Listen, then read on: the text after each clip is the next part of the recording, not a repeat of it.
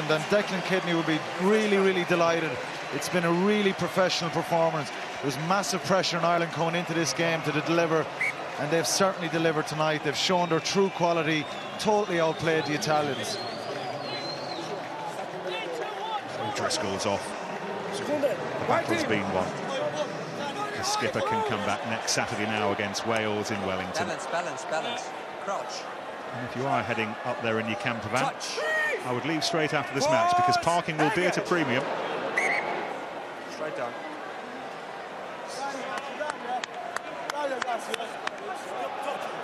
And there'll be more and more Irish watching this at home. We're just wondering whether they can afford a fortnight in New Zealand. It's lovely and mild at the moment. You won't need to pack your big coat.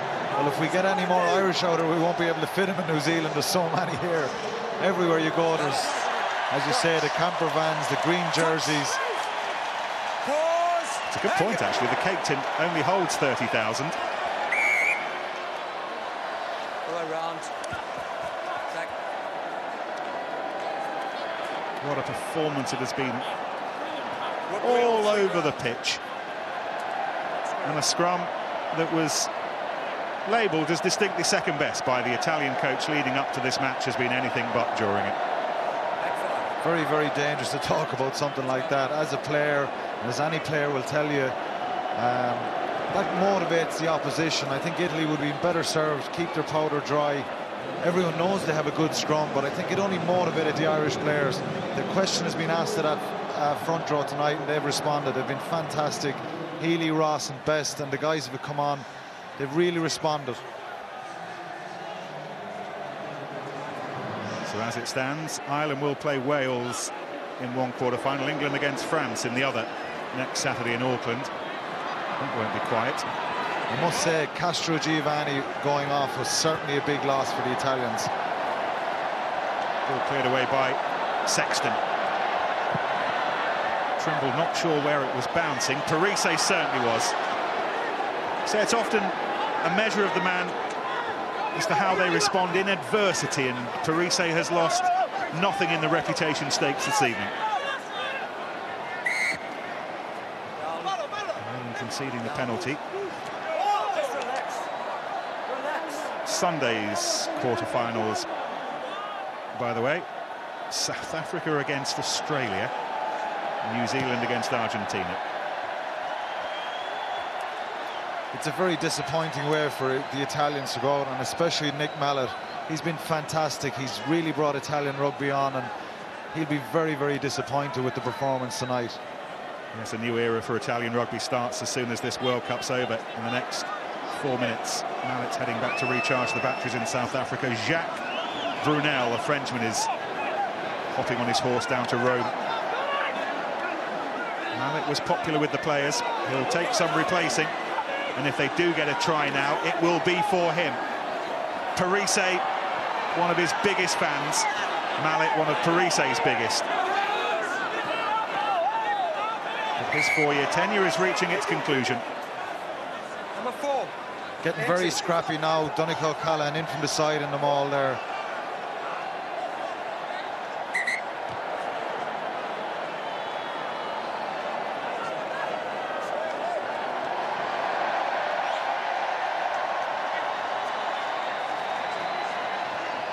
Parise has a cut there in his head, and he's going to need some treatment for that. He's a great player, though. He's a guy who's been, you know, fantastic for many years for Italian rugby. Real leader. It's not the first time Ireland have won a World Cup match in this city, in the southern city of Dunedin. Those of a certain vintage will well recall in the very first tournament in 1987. They beat Canada across at old crumbly Carisbrook on the other side of the city. Keith Crossan scored a couple of tries that day. In the side, Lenihan, Anderson, Ward, Mullen, McNeil. A good side, but not as good as this one, I suspect, and they might be the first to agree. Donald Lenihan in the stadium this evening, working for Irish television back home. All of them watching this full of pride. They'll be very proud, I think. It's been a fantastic response from Ireland. As we've said, the questions have been asked coming into the game, and they've responded really, really well. All their big names have come out and played really well, and they've been really composed tonight. And it's not the way that Sergio Parise's World Cup deserved to end. But he has left prematurely 3 minutes before his country will. Line out, won by Bortolami. Is there to be one last Italian thrust of defiance? Might yet come through Heldon Hayes. Not if O'Brien has anything to do with it. This remains personal. Gory, it's all very loose. Ongaro winning his 80th cap, getting the ball but taking a bang for his troubles. Andrea Lo-Chitro having to really scrap to hold it back. Jamie Heaslip climbing over the top. It'll be like that in the bars in Dunedin in about 2 hours' time, by the way. Unbelievable. They're just stopping every Italian attack there. They're just not letting up the Irish. They're so strong in defence there. Italy having a real go, throwing everything at them, and great defence again. They don't want to give up that try, do they? You see Bergamasco taking exception to Owen Redden holding the ball up there.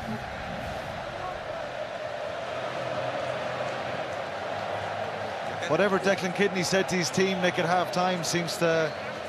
It's been an amazing response. Well, it was such an energetic start to the second half. The first 15 minutes in particular, when Ireland scored those 2 tries through the skipper, Brian O'Driscoll, and then through Keith Earls.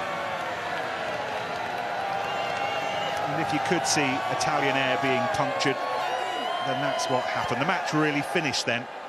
As soon as Earls went over, I think everybody here and all of you at home doubtless suspected that that was that. And it's proved so. 90 seconds to go. An eternal tribute to Italy. They continue to give it a blast. It's just not working for them, though. To be swept up by Garcia. Ireland's defence has been immense. How many times have we mentioned Sean O'Brien?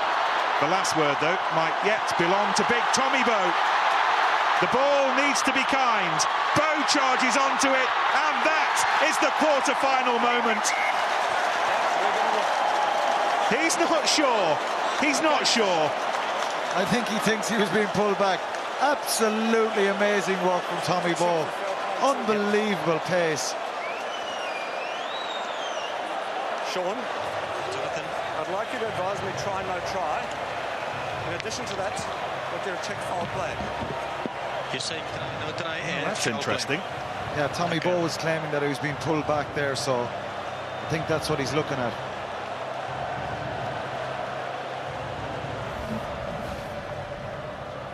Now, the first thing is, did he? No, well, he didn't. But was he being pulled back by Tommaso Benvenuti, Alan? I think so. That's what Tommy Bowe was arguing about. He's tackled early there. That's a penalty try to me.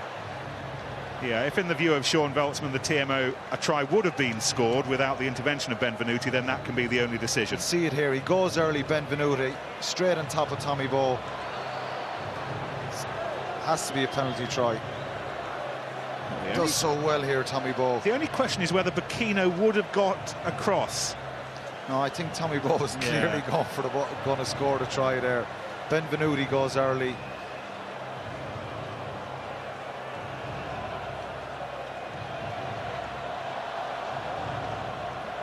The one thing we can say for certain is that Tommy Bowe hasn't scored.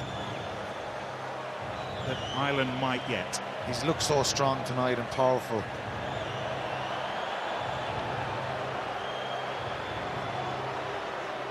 I think he's disappointed he didn't score there.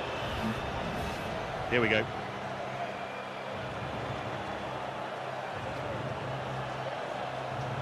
Jonathan, just be patient now. Okay.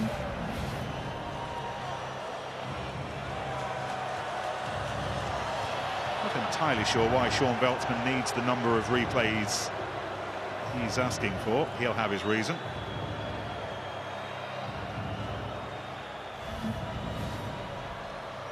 It's not going to affect the result in any way. There was no foul play in goal, and the try has not been scored.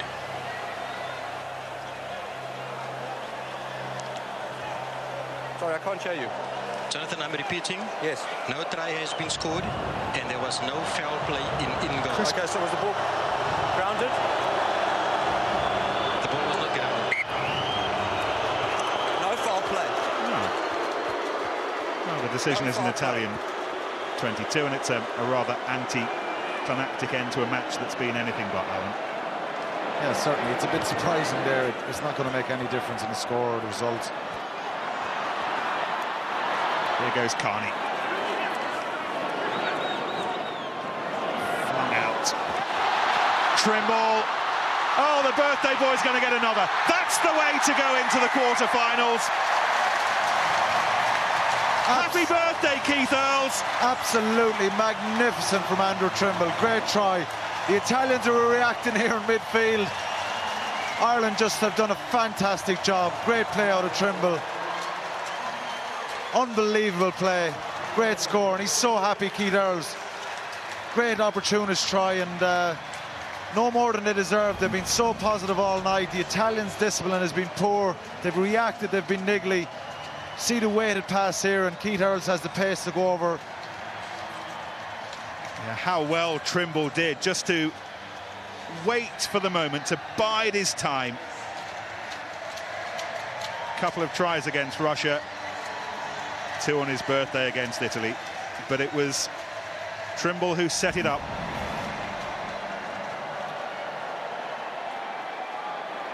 Magnificent Irish scenes, and they are striding towards their date with Wales.